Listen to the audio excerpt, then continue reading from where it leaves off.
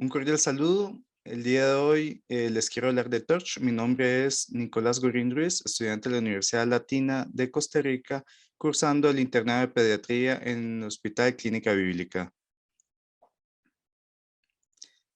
Les voy a hablar de la definición de Torch. Tendremos una primera parte, que es esta, y una segunda parte en otro video. Específicamente les hablaré de la etiología, epidemiología, clínica y diagnóstico, además del tratamiento de toxoplasmosis, rubiola y citomegalovirus. El término TORCH se acuñó en 1971 por Nijmeyes and Colt. Adaptaron el acrónimo TORCH para designar un grupo de enfermedades infecciosas, víricas, bacterianas y parasitarias del feto y del recién nacido con características similares. Posterior a ellos, muchos otros autores intentaron añadir o eliminar letras para abarcar otras infecciones, hasta que en 1988 Kinney y Kurmark proponen el término de TORCH ampliado para tratar de abarcar la mayor cantidad de agentes causales e infecciones posibles. Como podemos ver en esta pequeña tabla, el TORCH abarca lo que es principalmente toxoplasmosis, rubiola, citomegalovirus y herpes simple virus. Y con la O hace referencia a otros que abarca a una gran cantidad de otros agentes como el enterovirus, Listeria monocytogenes, Mycobacterium tuberculosis, parvovirus B19, Treponema pallidum, Trypanosoma cruzi, virus de la hepatitis B, virus de la inmunodeficiencia humana y el virus de la varicela zoster. Por supuesto, según la literatura que verifiquemos, podemos tener estos o menos o más de estos agentes o estas infecciones.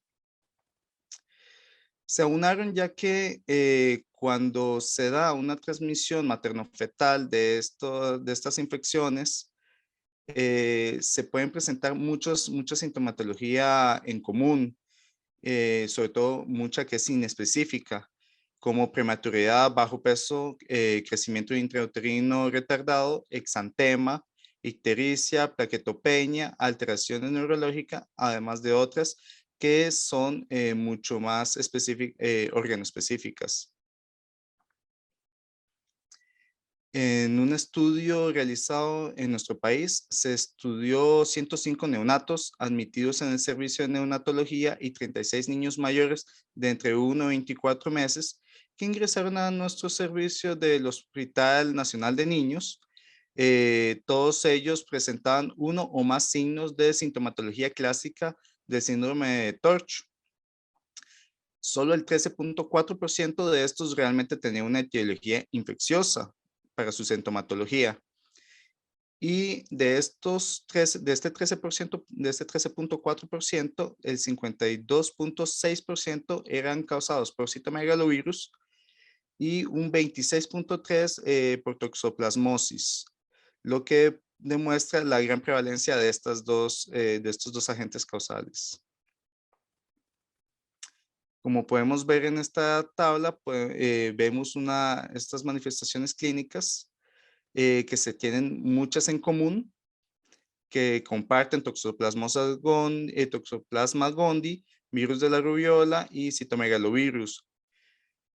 Por ejemplo, tenemos erupciones, petequias, púrpuras, que lo pueden presentar las dos. En cambio, tenemos cardiopatías congénitas que son más frecuentes en rubiola. Voy a empezar hablando específicamente de la infección por toxoplasma.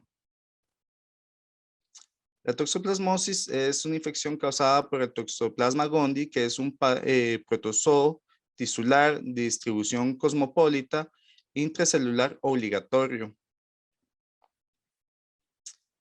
Podemos ver en esta gráfica de la CDC que nos muestra el ciclo natural del toxoplasma, que es entre el gato y que se alimenta de ratones y aves contagiadas al haber consumido a su vez o quistes de las heces del gato, creándose un ciclo.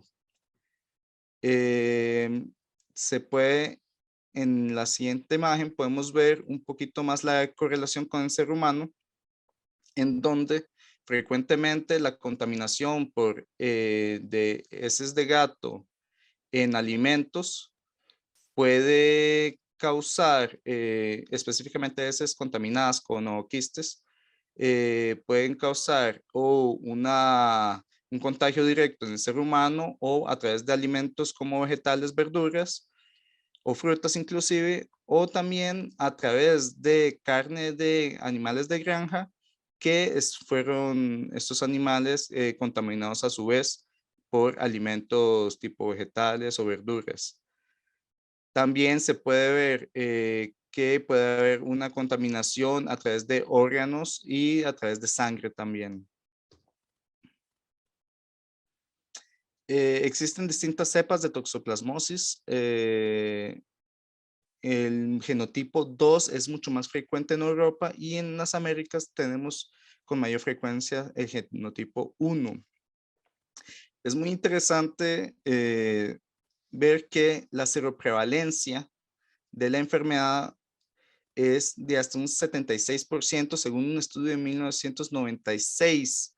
Esto lo saqué de la Agencia Francesa de Seguridad Sanitaria de los Alimentos, que presentó un estudio en el 2005 y busqué otros datos más recientes, pero en realidad los estudios en Costa Rica varían, dan en números de seroprevalencia entre 80, entre 60% de seroprevalencia en nuestro país, según la literatura que se consulte. ¿Cuál es la importancia de la infección congénita por toxoplasmosis? Es bastante grave porque según la edad gestacional en que la madre se contagia por toxoplasmosis, puede tener una mayor o no afectación del feto.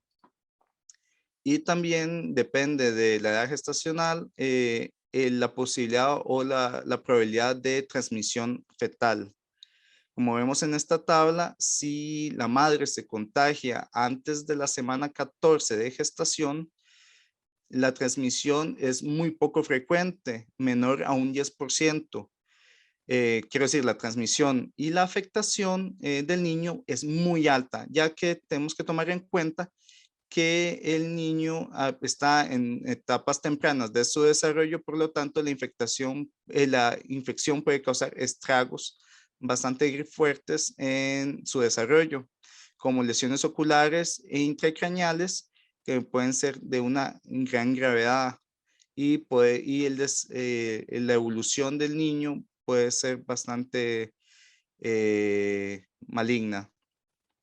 Si la madre, en cambio, se contagia entre la semana 14 y la 28 de gestación, la transmisión es de un 15 a un 55% al feto y la afectación de este es de un 25%, lo que nos podría reflejar en una afectación sobre todo ocular. Si se da después de la semana 28 de gestación, la transmisión es de un 55 a un 80% al feto y la afectación es de solo un 15%. Esto no quiere decir que no vayamos a tener ninguna sintomatología. Todavía podemos presentar lesiones oculares y excepcionalmente intracraneales. La toxoplasmosis presenta una triada clásica que consiste en, bueno, la toxoplasmosis congénita tiene una triada clásica que consiste en corioretinitis en el niño, hidrocefalia y calcificaciones intracraneales en este. Como vemos en esta gráfica, se presentan muchos otros síntomas y dentro de la clínica tenemos microoftalmia, convulsiones, microcefalia, tenemos ictericia, exantemas cutáneos, anemias, trombocitopenias, hepatomegalia, esplenomegalia y prematuridad. Pero igual siempre están presente esta triada clásica que es corioretinitis, calcificación del sistema nervioso central y hidrocefalia. como vemos en esta otra tabla, que son signos y síntomas que ocurren antes del diagnóstico o durante la evolución de una toxoplasmosis congénita aguda no tratada en 152 lactantes. De estos, se continuó con un estudio de 101 de estos mismos niños tras un seguimiento de 4 años, ya que muchos de estos niños dejaron el seguimiento o las familias no desearon seguir con el estudio, por lo tanto, no se pudo seguir analizando toda la población estudiada en un inicio. Es importante observar que, bueno, en esta tabla tenemos una primera columna que dice enfermedad neurológica, que hace referencia a los niños, a 108 niños que no fueron diagnosticados durante el primer año de vida y por esto no recibieron tratamiento durante ese tiempo. Y en la segunda columna, en donde dice enfermedad generalizada, hace referencia a 44 niños que no se diagnosticaron durante los 2 primeros meses de vida. Por eso se puede ver una sintomatología distinta, una prevalencia porcentual de los signos y síntomas. Una corioretinitis en los niños que no fueron afectados, no fueron tratados durante el primer año, fue de un 94%, lo que demuestra la importancia de este síntoma como criterio diagnóstico. Tenemos calcificaciones intracraneales en un 50% y hidrocefalia en un 28% de estos niños, aunque las alteraciones del líquido cefalorraquídeo pueden presentarse hasta un 55%. Continuamos con la tabla, tenemos una lista bastante extensa, aunque menor prevalencia. Tenemos, es importante recalcar esta parte en donde nos habla de los niños que fueron estudiados 4 años después. Como mencioné antes, una población algo menor, pero dentro de los hallazgos tenemos un retraso mental variable, convulsiones, espasticidad y parálisis, trastornos graves de la visión, hidrocefalia o microcefalia y sordera. Y en un muy pequeño porcentaje se pudieron encontrar niños sin sintomatología, que uno puede clasificar como normales.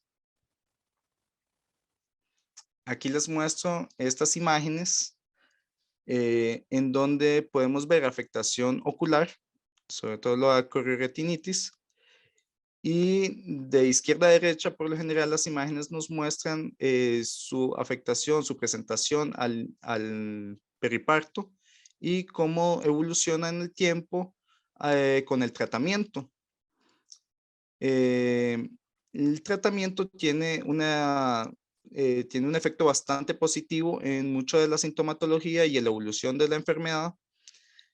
Como podemos ver aquí en la imagen que está marcada con una D, tenemos una flecha donde muestra una pequeña lesión a nivel de la retina y que después de tratamiento podemos observar que esa lesión ya no se encuentra, esa pequeña mancha blanquecina ya no se encuentra, lo que demuestra la efectividad del tratamiento. Quería presentarles los siguientes tags que son bastante interesantes y que bastante alentadores también respecto al tratamiento. Porque podemos ver este tag al nacimiento que muestra un área de hipolucidez y ventrículos ligeramente dilatados. También pequeñas calcificaciones como estoy señalando, un pequeño punto blanco que sería una calcificación. Este es un tag del mismo niño después del primer año de vida, al haber recibido el tratamiento durante todo ese año. Se puede considerar un TAC normal, a excepción de dos pequeñas calcificaciones que se observan. Y es muy interesante destacar que después del tratamiento al año, se le hace un estudio de desarrollo de lactante bajo la escala de Bailey. Y el niño recibió un índice de desarrollo mental según esta escala de 140 puntos. lo cual es muy, muy positivo. De hecho, está por encima de la media. Aquí presento otro caso de un lactante de 1 año de edad que fue normal al nacimiento. Su meningoencefalitis se hizo sintomática en las primeras semanas de vida, pero no fue diagnosticada correctamente y permaneció sin tratamiento durante sus primeros 3 meses de vida. A los 3 meses de edad, el desarrollo de la hidrocefalia y la corioretinitis macular bilateral llevó al diagnóstico de la toxoplasmosis congénita y se inició tratamiento antimicrobiano. Este TAC muestra significativa atrofia residual y calcificaciones. Este niño presentó una considerable disfunción motora, retraso del desarrollo y deterioro de la función visual. Este TAC obtenido durante el primer año de vida de un niño con microcefalia. Como podemos observar, cabe observar el número de calcificaciones que presenta, que son bastantes. Las puntuaciones del coeficiente intelectual de este niño en la escala de Stanford-Binet de inteligencia para un niño cuando tenía 3 años y fue de 100, y en la escala de Westerler fue de 102 a los 5 años. El niño recibió en este caso terapia antimicrobiana durante su primer año de vida, lo cual demuestra que un buen abordaje, un buen tratamiento a tiempo puede hacer reversible o evitar la degeneración del cerebro de los niños. Por eso su importancia. En este TAC podemos observar hidrocefalia por obstrucción del acueducto antes de practicarse una derivación.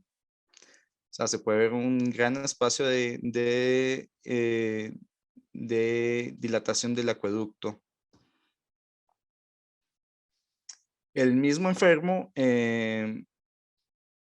después de puesta la derivación, las puntuaciones de coeficiente intelectual según la escala de Stanford-Binet de inteligencia para este niño fueron aproximadamente de 100.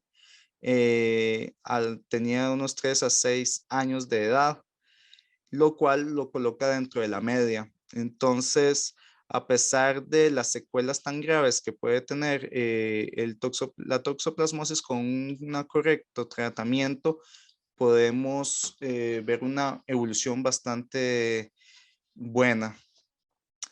Dentro de los estudios diagnósticos y complementarios tenemos el hemograma y bioquímica completa con fusión hepática. La analítica carece de especificidad y solo es útil para determinar el grado y la extensión de la enfermedad.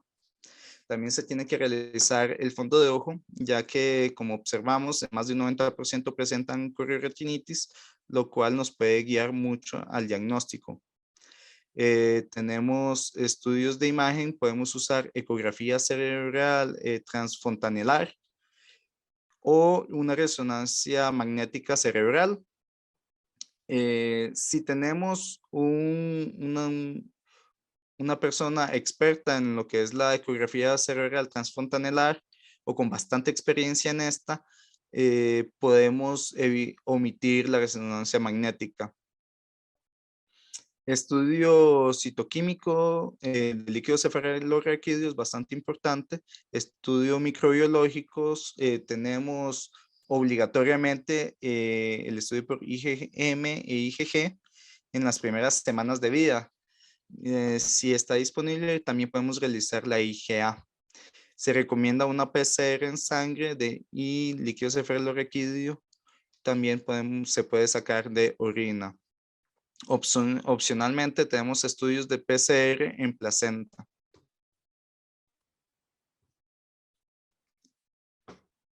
Existe el diagnóstico durante la gestación, más nos vamos a enfocar en lo que es el diagnóstico postnatal.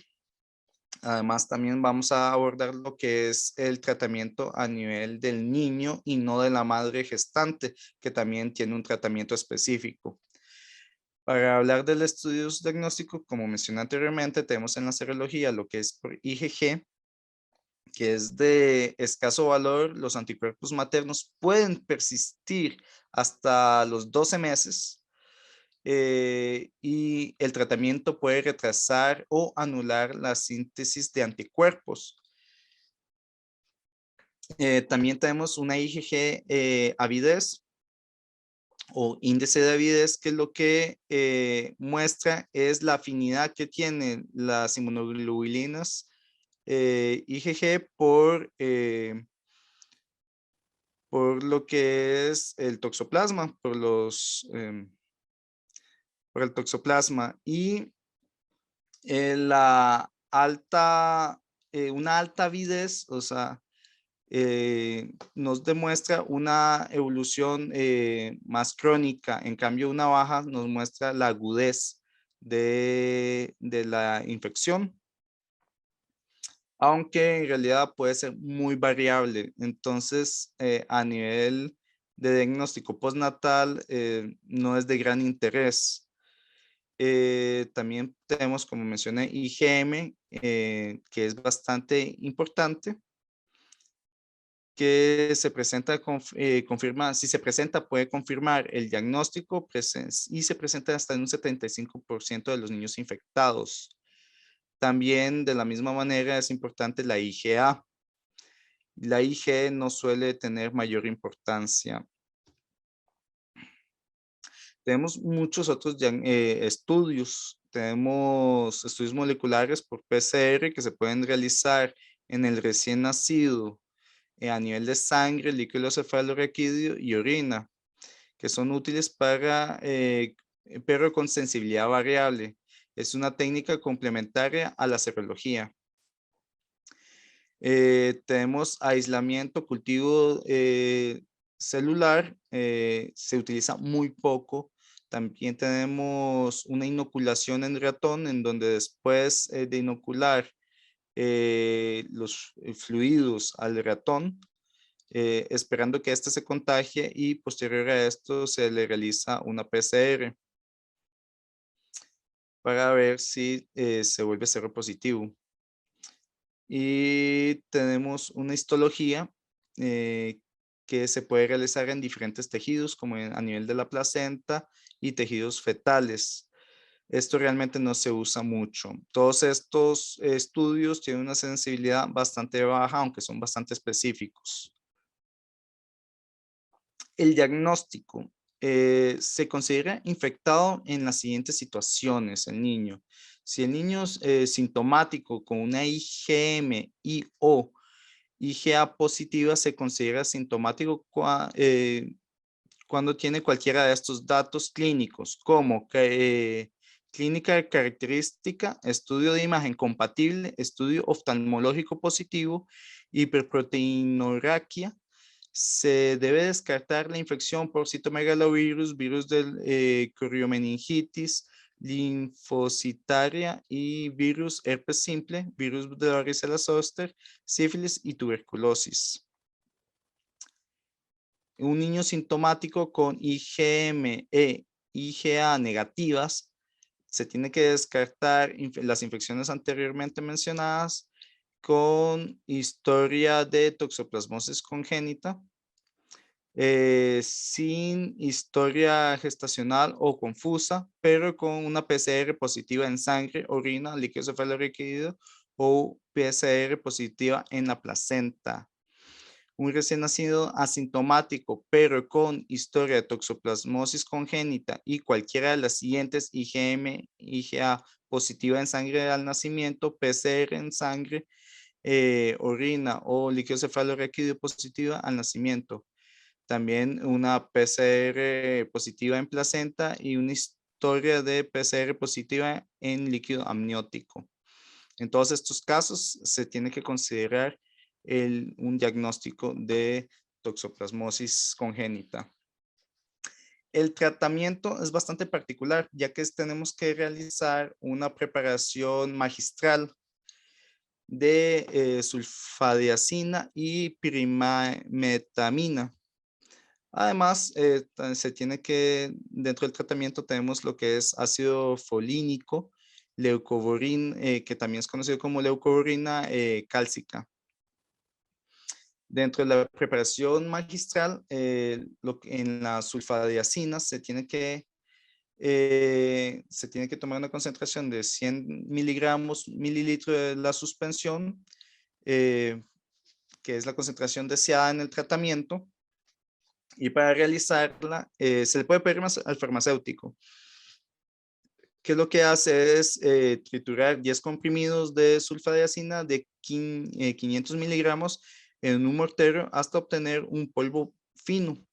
Añade una cantidad de suficiente agua estéril para hacer una pasta suave. Después se triture lentamente el vehículo del jarabe hasta alcanzar casi 50 mililitros de volumen final. Se transfiere la mezcla a una botella translúcida, se añade suficiente vehículo de jarabe hasta alcanzar el volumen necesario o 50 mililitros de volumen final. Se agita muy bien, se etiqueta y se tiene que hacer esta preparación cada 7 días. O sea, una vez a la semana se tiene que realizar esta preparación y se almacena en la nevera. Para la preparación magistral de la pirimetamina, que tiene que tener una concentración de 2 miligramos por mililitro en suspensión, se tiene que triturar 4 comprimidos de 25 miligramos de pirimetamina en un mortero hasta obtener un polvo fino. Se añaden 10 cc del vehículo de jarabe. Se transfiere la mezcla a una botella translúcida. Aclare el motor con 100 cc de agua estéril y transfiéralos a la botella. Añada suficiente vehículo del jarabe hasta alcanzar el volumen necesario o 50 mililitros de volumen final. Agite bien, etiquete. Esta preparación también está para 7 días y se almacena en la nevera.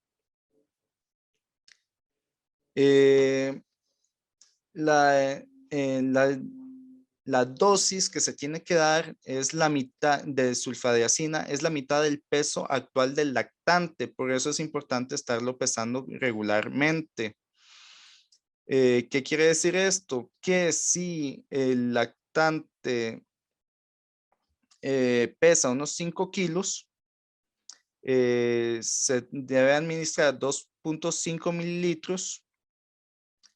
No, disculpe, perdón.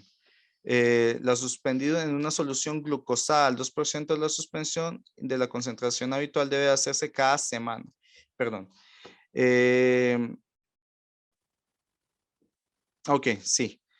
Lo que tanto la sulfadiazina como el pirimetamina se tiene que tomar en cuenta el peso y la cantidad de mililitros es la mitad del peso. ¿Qué quiere decir? Que si tenemos un lactante de 5 kilogramos, se tiene que administrar 2.5 mililitros a las 7 de la mañana y otro 2.5 mililitros a las 7 de la tarde.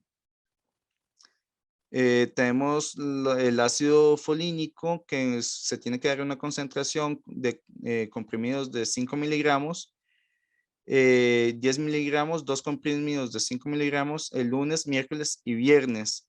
Se pueden triturar y administrar con la leche materna, con agua o con una fórmula, con leche en fórmula. También se puede usar zumo. Vamos a ver. El tratamiento específicamente para la pirimetamina, ¿cuál sería? Es un tratamiento de 1 año. La dosis de carga es de 2 miligramos kilogramo día durante 2 días. Se continúa con 1 miligramo kilogramo día durante los primeros 2 a 6 meses a partir del tercer día.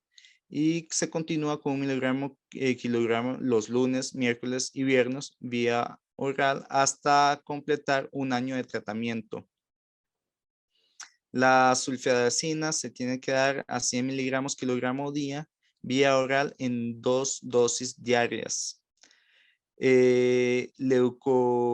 borina es de 5 a 10 miligramos vía oral los lunes, miércoles y viernes.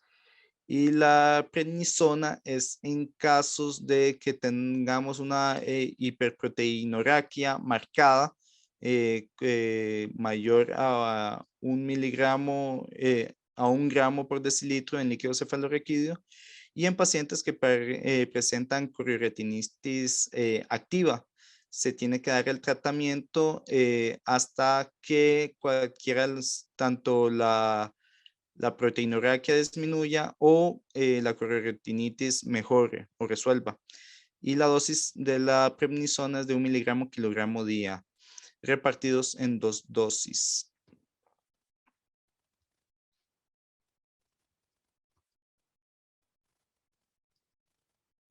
Disculpe, no está pasando la presentación, no sé qué pasó, se me quedó pegado. Bueno, iniciamos otra vez, supongo.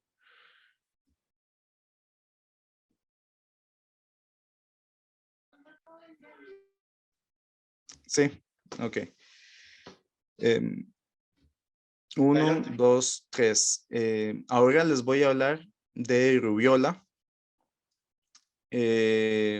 Es un virus ARN de la familia de Togaviridae. Es único reservorio, es el ser humano. Tiene un periodo de incubación de unos 14 días, entre 12 y 23 días. Se transmite por vía respiratoria y por vía transplacentaria. Los datos epidemiológicos con el programa de vacunación actual en nuestro medio, que son las 2 dosis de vacuna de triple vírica, la inmunidad es de por vida en un 95% de los casos. Por lo tanto, en nuestro país realmente si se presentara rubiola, es de notificación obligatoria. Infección congénita por el virus de la rubiola. El síndrome de la rubiola congénita es una infección crónica que comporta afectación fetal importante y grave, secuelas que pueden ser de aparición tardía. La transmisión y la afectación fetal dependen del momento de la gestación. Como habíamos hablado en toxoplasmosis congénita, al igual en este caso, en la rubiola también el momento de la gestación en que se da el contagio por parte de la madre afecta mucho lo que es al feto y la posibilidad de transmisión. Si es antes de las 12 semanas, tenemos una transmisión fetal del 90% y tenemos una sintomatología o una afectación de un 80-90%, donde podemos presentar defectos cardiovasculares, defectos oculares, sordera, retraso psicomotor, e inclusive en un 20% se presentan abortos.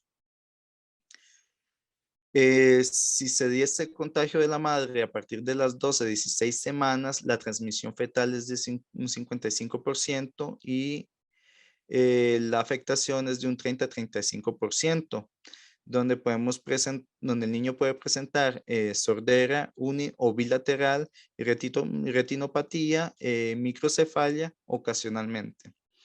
Si se diese entre la semana 16 y la 20 semanas de gestación, tenemos una transmisión del 25%.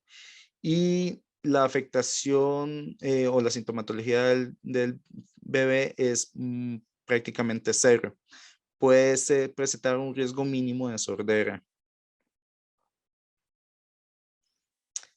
Las manifestaciones maternas son importantes tenerlas en cuenta, ya que la madre puede presentar exantema macular leve, linfadenopatía, artritis, y en 50% las madres no presentan ninguna sintomatología, lo cual complica el diagnóstico.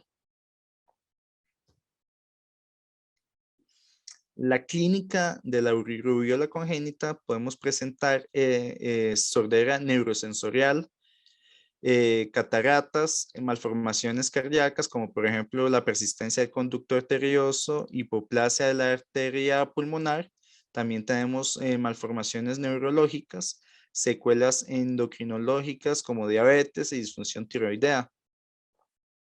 En esta imagen podemos ver la catarata del bebé. También podemos presentar manifestaciones neonatal, bueno, podemos manifestar retraso del crecimiento, enfermedad ósea radiolúcida, no pneumónica de la rubiola congénita, pero se puede dar. Tenemos hepatoesplenomegalia, trombocitopenia, lesiones cutáneas purpúricas. Clásicamente se han descrito como lesiones de Blueberry-Murphy que se presentan en la hematopoiesis extramedular, como podemos ver en esta imagen de este niño, e hiperbilirubinemia, que se refleja con ictericia. Diagnóstico. Caso clínicamente confirmado, cualquier niño menor de 1 año que presenta al menos 2 o más manifestaciones de la categoría A, que serían criterios mayores que voy a mencionar, o uno de la categoría A con al menos uno de la categoría B. Tenemos dentro de los criterios mayores, tenemos cataratas, glaucoma congénito, cardiopatía congénita, excluyendo persistencia del ducto arterioso como defecto aislado en niños prematuros, sordera neurosensorial y retinosis pigmentaria. Dentro de los criterios menores, tenemos la púrpura, esplenomegalia, microcefalia, retardo mental, meningoencefalitis ósea, radiolúcidos e ictericia que inicia en las primeras 24 horas después del nacimiento.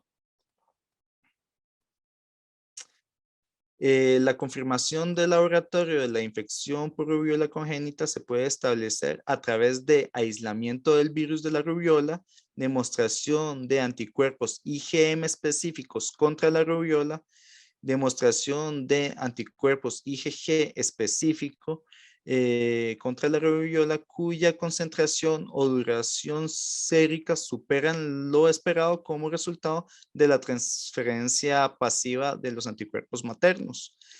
Detección de ARN del virus de la rubiola vía PCR.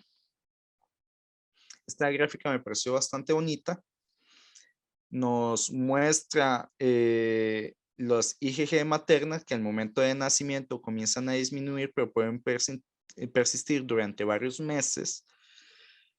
Y cómo a partir del nacimiento inicia los títulos elevados de IgG en el niño y durante el segundo trimestre del embarazo se puede presentar la elevación de la IgM del niño. Esto tomando en cuenta que la infección se dio en el primer trimestre.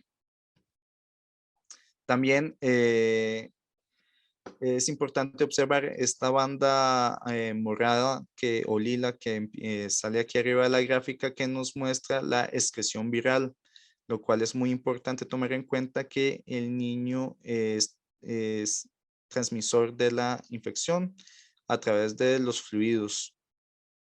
Por lo tanto, es importante que siempre tengamos medidas de aislamiento y protección cuando trabajemos con niños que se sospechan de rubiola congénita.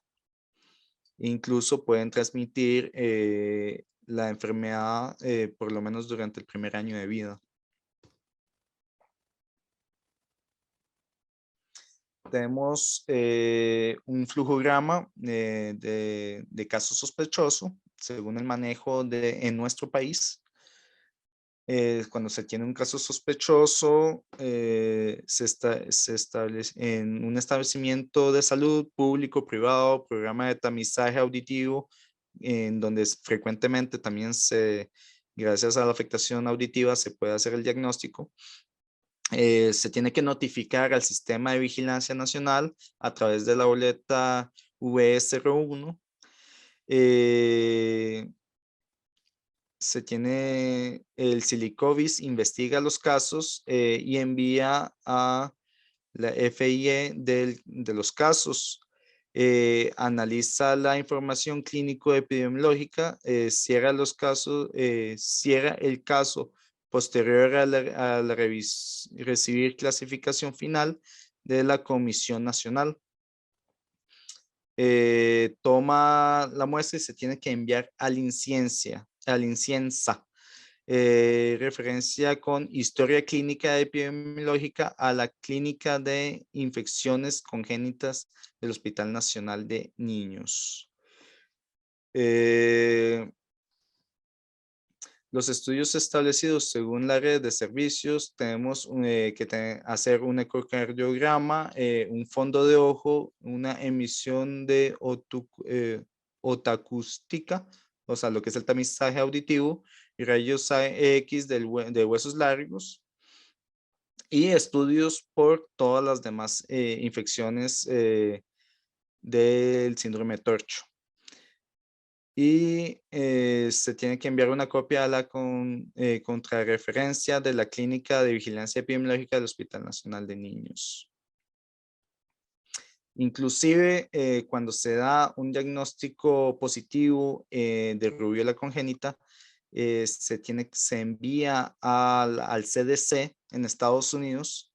El INCIENSA envía la muestra al CDC para confirmar qué tipo de rubiola es, que sepa, etcétera, para datos epidemiológicos. Los resultados del laboratorio se deben analizar a la luz de la información clínica y epidemiológica. Se debe considerar que ninguna prueba de laboratorio es 100% sensible o específica y que al disminuir la prevalencia de la enfermedad disminuye el valor predictivo positivo, incrementando los resultados falsos positivos. Todo caso sospechoso de rubiola IgM positiva se considera confirmado por la laboratorio hasta que se demuestre lo contrario.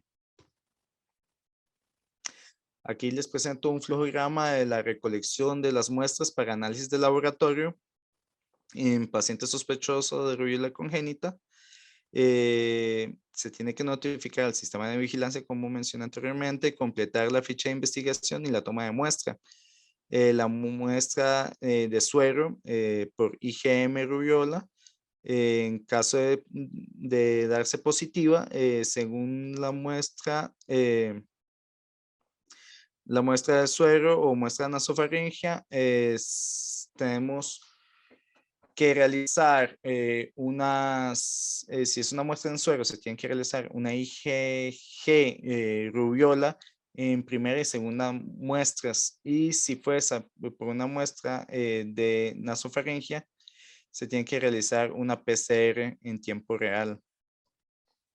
En caso de ser la PCR positiva o tener una IgG con seroconversión o incremento de la concentración de IgG, se puede dar una confirmación por laboratorio.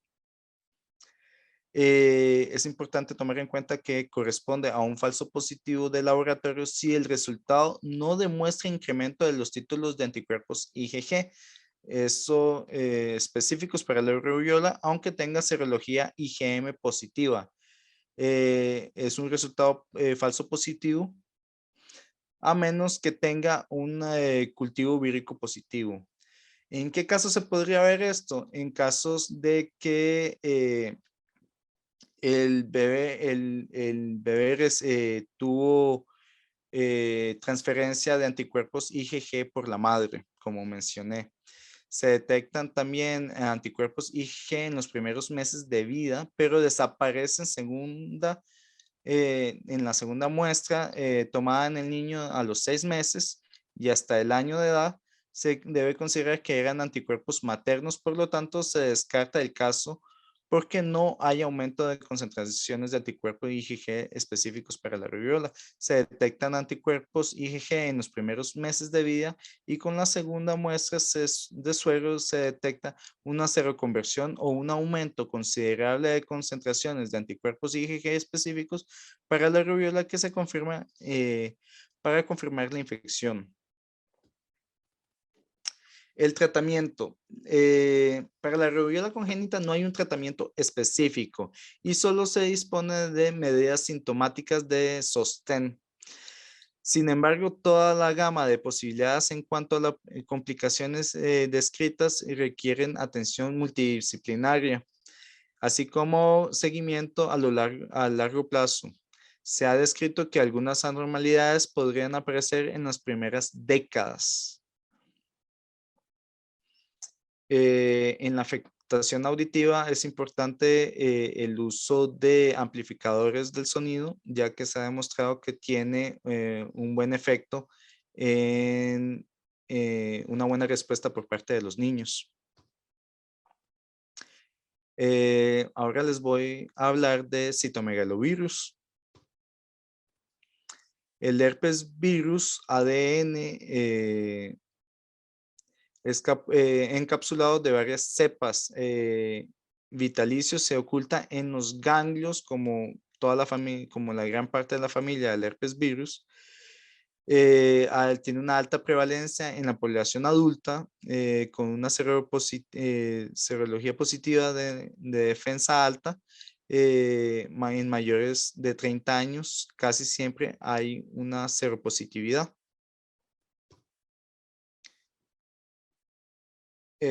Principal causa de infección intrauterina, y como habíamos mencionado al inicio, es más de un 50% de los casos en el país, una alta prevalencia en adultos de 80 a 90% de estos son seropositivos para citomegalovirus, sobre todo por el contacto con niños. El periodo de incubación es aproximadamente 40 días y puede ser oportunista.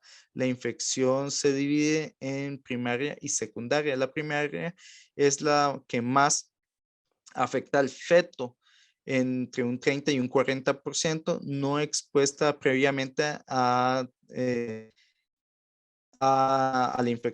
embarazo, y secundaria es reactiva o reinfección. ¿Qué quiere decir? Como es un herpes virus, tenemos una infección latente que se puede reactivar o reinfectar, y en estos casos la posibilidad de transmitirlo al feto es de solo un 1%. Las manifestaciones clínicas de la madre son muy común, se pueden presentar como una gripe, y la transmisión en adultos es común, por lo que es importante evitar besar a los recién nacidos. Y de hecho, por lo general, no se da tanto la transmisión intraútero como la transmisión perinatal durante el parto, en un 80%. La clínica, el 10% de los recién nacidos con citomegalovirus congénito son sintomáticos, y el 90% suelen ser asintomáticos. Aquí les presento una tabla de los hallazgos en lactantes infectados con infección congénita sintomáticos. Frecuentemente, bueno, un 24% presentan prematuridad. Un 42% presentan ictericia, también tenemos un 54% petequias, también se puede presentar hepatosplenomegalia, púrpura, microcefalia y puede ser pequeño para la edad gestacional. Los datos de laboratorio sugestivo que se puede presentar sería alaninoaminotransferasa elevada en más de 80 unidades por mililitro, trombocitopenia con menos de 100.000, hiperbilirubinemia directa de más de 2 miligramos por decilitro, y anomalías en el TAC craneal. De hecho, aquí podemos ver calcificaciones y una dilatación periventricular, clásica que se ve en citomegalovirus congénito, además de microcefalia. Para el diagnóstico en el recién nacido se realiza mediante el aislamiento del virus o la identificación del genoma viral mediante PCR en muestras de orina, sangre, saliva o líquido cefalorraquídeo dentro de las 2 primeras semanas de vida. En esta tabla tenemos las indicaciones de recogida de orina en recién nacidos para el diagnóstico de infección congénita por citomegalovirus, para realizar un cultivo o una PCR.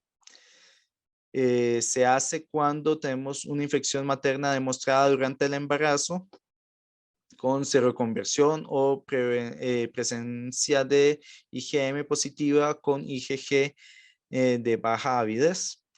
Tenemos, como habíamos mencionado, la baja avidez demuestra agudeza, una mayor agudeza de la infección, por lo tanto, mayor posibilidad de transmisión al recién nacido. Tenemos una serología materna indicativa de infección en el embarazo, IgM positiva sin control de avidez de anticuerpos IgG. Hallazgos ecográficos prenatales indicativos de oligohidramnios o polidramnios, hidrops fetal, derrame pleural o pericárdicos, retraso del crecimiento intrauterino, hepatoesplenomegalia, calcificaciones intrahepáticas, aumento de la ecogenicidad intestinal, microcefalia, dilatación ventricular, atrofia cortical y calcificaciones intracraneales. Tenemos infección fetal demostrada durante el embarazo, una PCR o cultivo positivo en líquido amniótico, sospecha de infección congénita sintomática, cualquiera de las siguientes. Podemos tener trombocitopenia, exantema petequial o eritropoyesis y extramedular, hepatoesplenomegalia o aumento de aminotransferasas, ictericia con hiperbilirubinemia conjugada. También afectación del sistema nervioso central, cualquiera de los siguientes, si se presenta microcefalia, clínica neurológica, alteraciones ecográficas como ventriculomegalia, calcificaciones cerebrales, quistes de la región de la matriz germinal, germinolisis, displasia cortical, alteración de la sustancia blanca, quistes periventriculares, calcificaciones de las arterias estriadas, hiperproteinorraquia y etiología no afiliada, corioretinitis, sordera neurosensorial. Recomendable en hijos de madre con infección por VIH, recién nacidos prematuros, especialmente en los menores de 32 semanas de edad gestacional, con un peso inferior a 1.500 gramos. Neonatos con crecimiento intrauterino retrasado simétrico. Como mencioné, el diagnóstico se da por una IgG positiva en sangre de cordón, infección materna o transferencia de anticuerpos. Se debe repetir una o tres al primero, a los 3 y a los 6 meses. Si se vuelve cero negativo, se descarta la infección. Si se mantiene, se puede hacer el diagnóstico de una infección congénita o perinatal. Una IgM positiva en sangre de cordón o del recién nacido sugiere diagnóstico de infección congénita. Tiene una sensibilidad del 22% comparado con los cultivos. La IgM positiva y sintomatología positiva hace el diagnóstico. Manejo. La evaluación del recién nacido con infección congénita por citomegalovirus se le tiene que realizar una exploración física completa y evaluación neurológica estructurada. Tenemos que realizar una analítica como hemograma, coagulación, pruebas de coagulación, bioquímicas con aminotransferasas y bilirrubina directa. Microbiológicas, tenemos una serología por ser citomegalovirus, una PCR cuantificada y y hacer pruebas para antígenos para citomegalovirus. Líquido cefalorraquídeo, tenemos estudios citoquímicos y una PCR en líquido cefalorraquídeo para citomegalovirus, fondo de ojos. Potenciales de evocación del tronco cerebral auditivo y visual, lo cual se suele hacer en el tamizaje auditivo neonatal, ecografía cerebral y resonancia magnética cerebral en sintomáticos y electroencefalograma, si la clínica neurológica o alteraciones o si se ven alteraciones en neuroimagen. Niños con infecciones por citomegalovirus congénitos sintomáticos moderados o asintomáticos deben ser evaluados auditivamente por otorrinolaringología cada 3 a 6 meses, al menos por un espacio de 6 años, ya que la sordera neurosensorial es evolutiva. Puede el niño pasar el tamizaje y posteriormente presentar sordera. El tratamiento. Tenemos varias opciones de tratamiento. Frecuentemente se ha usado ganciclovir a 12 miligramos kilogramo día en dosis intravenosas durante 6 semanas. Esto se indica en lactantes menores de un mes con en sintomáticos con afectación del sistema nervioso central, con microcefalia, alteraciones neurológicas y PCR citomegalovirus positiva en líquido cefalorraquídeo, alteraciones de citoquímicas del líquido cefalorraquídeo y corioretinitis o sordera neurosensorial. También en lactantes menores de un mes con enfermedad organoespecíficas como neumonitis, trombocitopenia significativa, hepatitis, hepatosplenomegalia, o colitis, si existe afectación multisistémica o riesgo vital. Se tiene que hacer en el caso de tratamiento por ganciclovir hemogramas semanales, ya que puede provocar neutropenias. Se debe considerar el tratamiento con ganciclovir en neonatos sin afectación del sistema nervioso central, monosintomáticos o con afectación leve, en lactantes entre 1 y 6 meses sintomáticos con afectación del sistema nervioso central diagnosticados retrospectivamente. También opcionalmente tenemos el tratamiento con valganciclovir a 32 miligramos kilogramo día en 2 dosis por vía oral. Tiene las mismas indicaciones que en ganciclovir. Se considera también lactantes entre 6 meses y 1 año de sintomáticos diagnosticados retrospectivamente y con hipoacusia progresiva. También en lactantes menores de 1 año asintomáticos con los que se detecte hipoacusia en la evolución.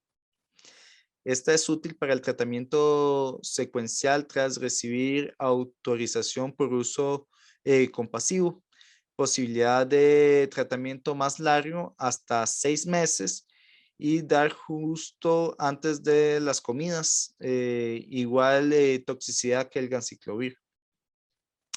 El Foscamet se utiliza también, aunque con mucho menor frecuencia. Entonces, no es de elección. Se debe considerar en lactantes sintomáticos con afectación del sistema nervioso central si no puede emplearse cualquiera de los 2 medicamentos anteriores. Y se suele dar una inducción de 180 miligramos kilogramo día en 3 dosis durante 2 a 3 semanas. tiene un mantenimiento de 90 a 120 miligramos kilogramo día en una dosis intravenosa. De hecho, en caso de Foscarnet, ya que se tiene que realizar por infusión intravenosa, solo en paciente hospitalizado.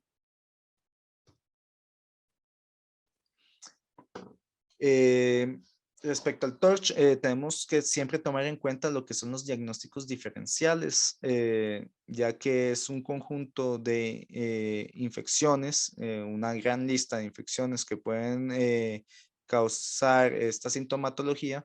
Quise presentar esta pequeña tabla donde se muestran como los signos y síntomas característicos de cada una de estas infecciones, aunque muchos de estos sean compartidas.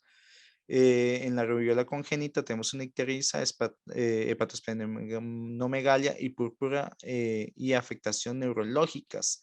En toxoplasmosis congénita tenemos hepatosplenomegalia, corioretinitis y calcificaciones intracraneales, pero no lesiones purpúricas ni petequias, lo cual nos puede ayudar para distinguirlo. En herpes simple generalizado tenemos ictericia, hepatosplenomegalia y afectación neurológica. No suele acompañarse de calcificaciones intracraneales. La sífilis congénita no afecta, no hay calcificaciones intracraneales y se acompaña de lesiones radiológicas de osteitis leuteica. En sepsis del recién nacido tenemos ictericia, hepatosplenomegalia y petequias sin calcificaciones intracraneales. Y su inmunización grave, tenemos ictericia, hepatosplenomegalia y púrpura. Y en infecciones por enterovirus se asocia con síntomas maternos sugestivos, característicos, meningitis aséptica o gastroenteritis en el recién nacido. Las conclusiones. Es recomendado impulsar la prevención de las patologías que corresponden al grupo de TORCH por medio de diversos métodos, incluyendo la vacunación para sarampión, parotiditis y rubiola. Medidas de prevención como la